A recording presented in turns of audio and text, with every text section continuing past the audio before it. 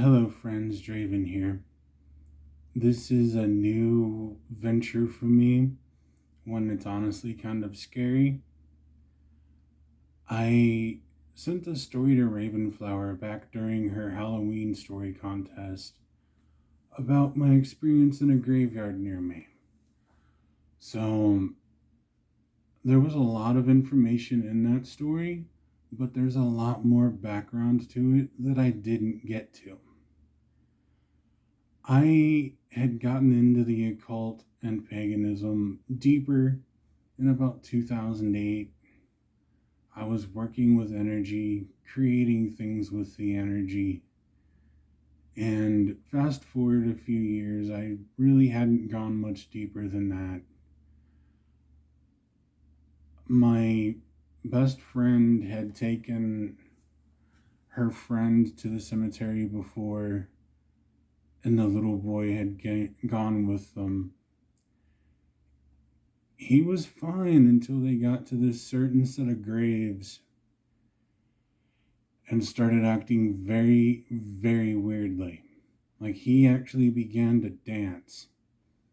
And dancing on somebody's grave when they don't know you is a surefire way to get somebody's attention.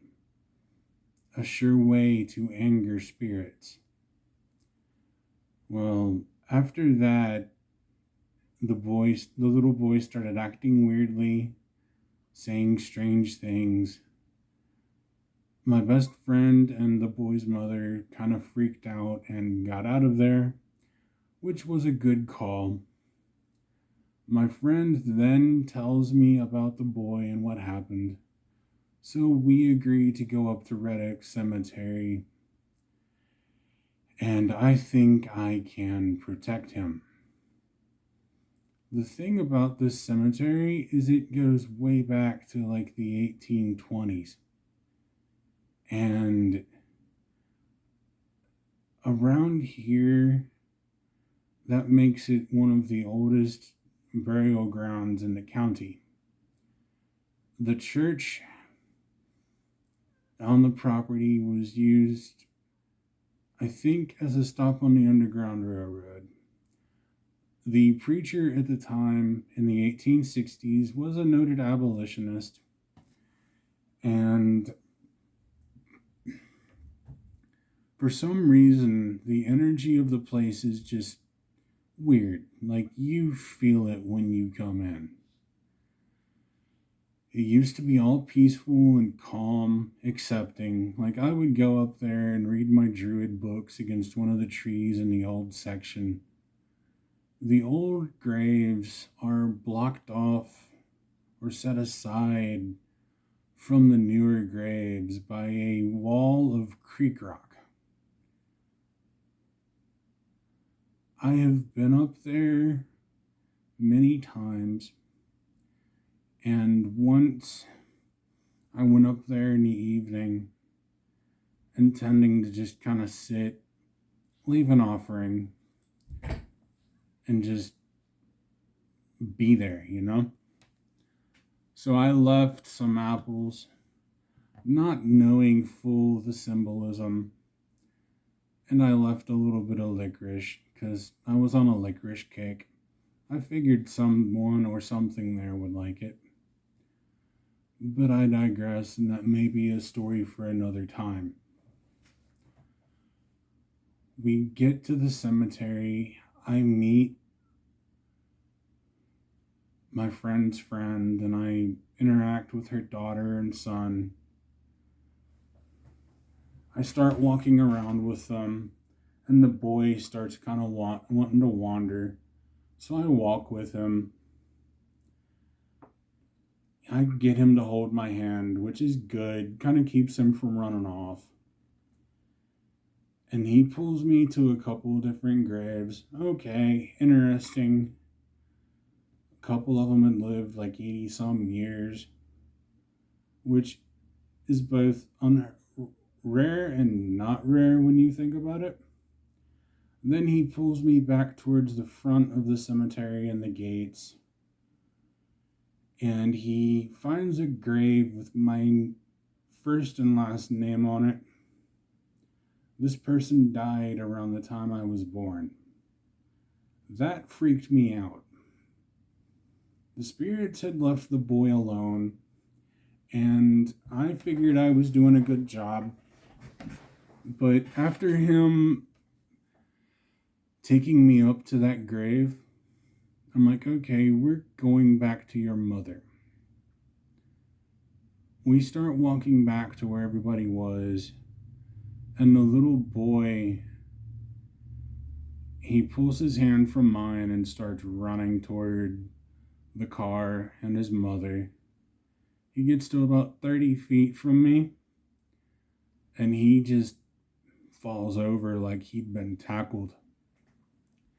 He scrapes up his knee, gets up, starts running again.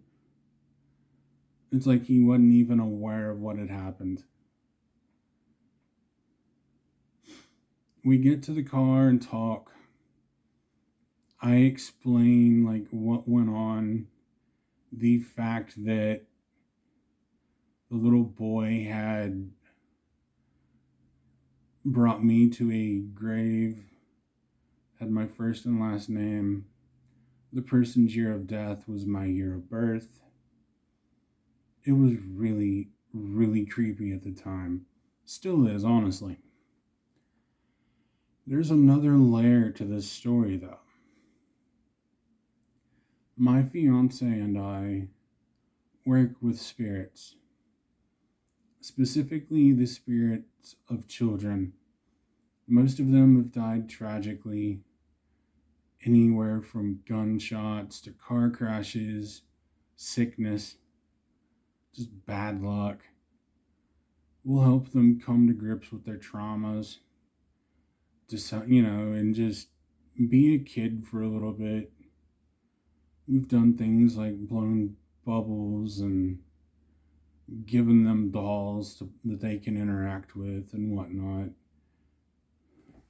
Well, it turns out one of the first spirits we end up working with comes home with me.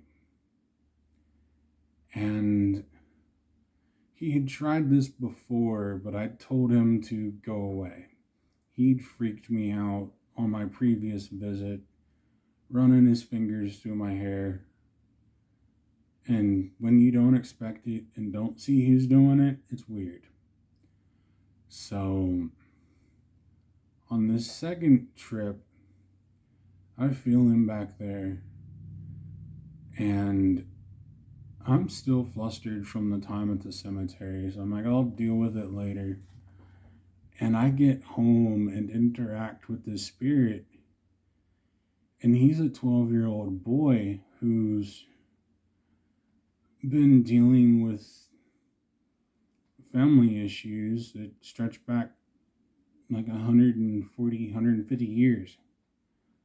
So we help him come to terms with that, and he has stuck around, and it's been almost 10 years now. If you have any, this is all I can really think of to touch on, but if you have any questions about the Red Oak Presbyterian Church Cemetery, I'll be glad to answer them. Just drop them down in the comments. If you have any name recommendations for this podcast or this channel or these kind of episodes, just let me know. I know the quality's probably not the best. I recorded this on my phone. Thank you for watching. May the gods and ancestors bless you and guide you.